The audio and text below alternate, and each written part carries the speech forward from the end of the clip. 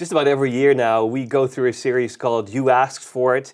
We are now in You Asked For It 3.0, and we ask different questions from you, as in the question is, what do you want us to cover? And the questions have come in, and so these next couple of messages, we're going to try to answer this question. Although, Steve, thank you so much for kicking us off and saying immediately, like with some of the stuff that we're going to cover, we're not going to cover it in a super academic way, saying this is the correct answer, here's the wrong answer, and this is how you can get on board with us, and instead saying there's a lot of mystery to God, there's a lot of mystery to our theology and our understanding of like how things work in a different dimension, in God's dimensions. We don't even know. So you started right. Why do you think that's so healthy? Why is it so healthy for us to not get to a certain answer? Yeah, I love that question that you just asked, because I think it's right at the heart of why we do this. And the reason we do this is to show there's genuine, sincere doubt, and that's actually a good thing.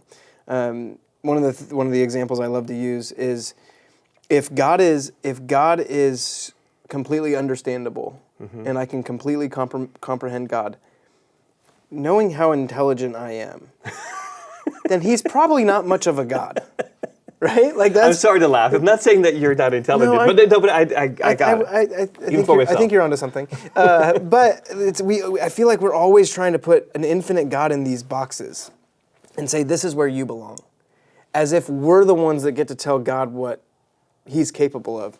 And that's just not healthy. So there must be some level of uncertainty and doubt when it comes to an infinite being, because we are not infinite beings. We are not all-knowing. We are not all-powerful. We are not all-present.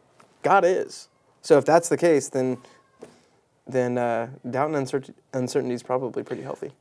Let me challenge that just a little bit, because Please. Even at Cornerstone, and for those of you who've been with us for a long time, you would agree with that. Even at Cornerstone, we've actually worked really hard to grab this book and to get to certain interpretations of scriptures and understanding of God, and to get to answers for a long time. And we're kind of pulling away from that a little bit in saying, well, the answers are not that simple. Why do you feel we're having to do that? I think because of a couple reasons. One, the words in here have been weaponized, like what we talked about in Luke 4, where Satan attempts to use scripture to tempt Jesus, to justify his personal desire. I think that's happened for a long time within evangelical Christianity, within the church.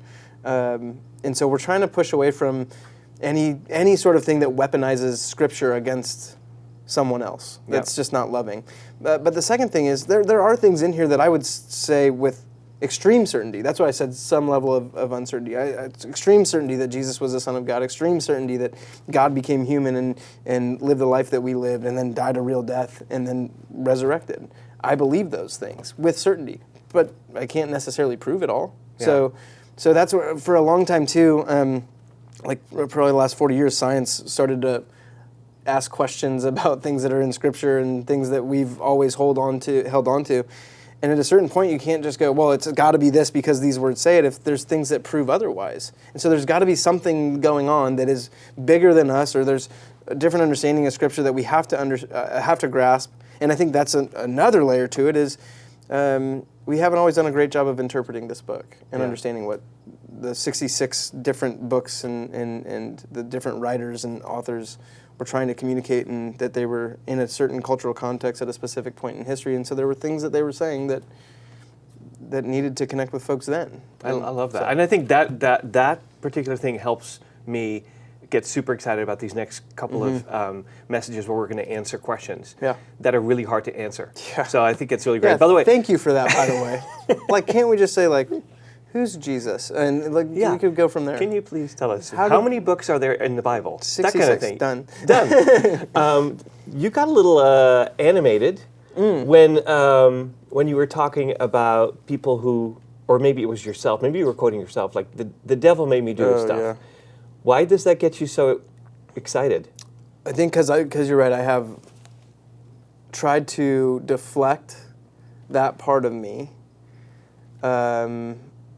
onto some other being that I couldn't be possible of that level of evil or that level of sin or whatever. And I also hear it all the time where it's like, oh, the devil was really at work. No, maybe, but you were also a part of that situation. And I think we just don't take responsibility. I also get very animated about that, or passionate about that, because the opposite side of that is when you don't blame the devil, the only other option to blame someone, if it's not yourself, is God. And I've seen the unhealth of that happen in a lot of different settings where, well, this terrible thing happened, so if it wasn't the devil that did it, then it's God who did it. And you have to like reconcile that, and it becomes very dualistic and good versus evil, and there's no other like, it's just simple. And I don't think it's that simple. No. So That's really good. How you had a couple of different ways to approach, or people's understanding of the devil. You said there's people who wallow in it and really just see the devil in everything. People who go, there's no such thing. And what was the third one? Self-righteous. Yeah, like, oh no, it's there, but like not it's there, me. but whew, not me. I'm so glad. It's the story that Jesus talks about the religious leader and the sinner and the tax collector. I don't remember exactly what it was, but the guy that is standing and looking down going, thank God I'm not like that person. And the other guy sitting there beating his chest saying, God, have mercy on me, a sinner. And that approach looks more like this religious leader over here. He goes, whew, man, I'm so glad I'm not like you, which is just, again, pride. That is pride, ego, and self, which is very closely connected to the devil. Which one do you think is the most dangerous? Or would you say either that or answer that which one do you end up going towards? I mean, I think they're all dangerous. I think the most dangerous within the church context is the third, the self-righteous. It's just, even from like on a global perspective, like we've heard axis of evil terms used before, and it's like, okay, well then we need to go bomb that evil, and it's make a parking lot out of that. It's like, absolutely. what are we doing? And so as far as dangerous for not only our spiritual state, but just for the well-being of creation and for humanity, that one's got some teeth. Yeah, that could really harm. Really harm. Well, I'm so glad that we didn't get to an answer, and instead we're going to try to be more balanced and tell ourselves that we're not imbalanced. That's kind of what I do. Like, I've got the right idea about all of this. You do it a little too often. I'm working on it, you guys. But one thing that I've learned in the last several years is that the opposite of faith is not doubt. The opposite of faith is certainty. And I really like that about this series. I hope that you come back again next time when we answer our next question. I'm so glad that you were here. God bless you as you enter this rest of your week.